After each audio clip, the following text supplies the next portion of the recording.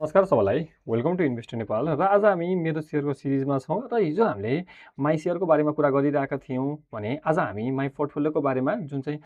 हजुरले यहाँ देख्न सक्नुहुन्छ माई पोर्टफोलियोमा चाहिँ के हुन्छ भन्दाखेरि यदि हजुरले कुनै पनि कम्पनी दोस्रो बजारबाट किन्नु भएको छ अथवा प्राइमरी बजार भन्नुको अर्थ आइपिओ परेको छ स्टक अथवा टिएमएस सेकेन्डरी कुनै ब्रोकरबाट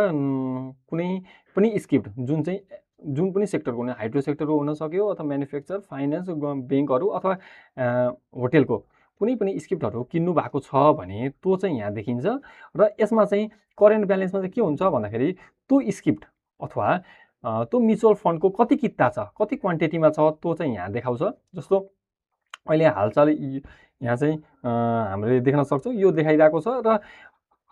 यसरी त्यो स्टकको प्राइस हिजो बन्द हुँदै गर्दा कति भ्यालुमा बन्द भयो लास्ट क्लोजिङ प्राइस र आज भ्यालु अफ एलटिपी भनेको छ। भ्यालु अफ एलटिपीमा चाहिँ अहिले हाल बजार खुल्दै गर्दाखेरि त्यो स्क्रिप्टको भ्यालु कति छ त ओभरअल है ओभरअल त्यो स्क्रिप्टको भ्यालु कति छ भनेर यहाँ देखाइरहेको छ र पर किताको भ्यालु चाहिँ यहाँ देखाइरहेको छ लेटेस्ट ट्रान्जेक्सन प्राइस जसलाई एलटिपी पनि भन्छ र जुन त्यो कम्पनी छ त्यो कम्पनीको अहिले हाल चलिरहेको प्राइसलाई चाहिँ यहाँ देखाइरहेको हुन्छ भने ओभरअल जस्तो एक किता 350 मा चलिरहेको छ मानौँ भने 10 किता छ भने कति देखाउँछ 3050 देखाउँछ हो। भनेपछि यसरी हामीले चाहिँ माई पोर्टफोलियोमा गएर हजुरसँग भएको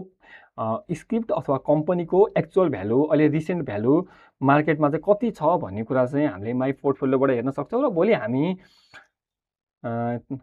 माई एसबाको बारेमा हेर्दैछौँ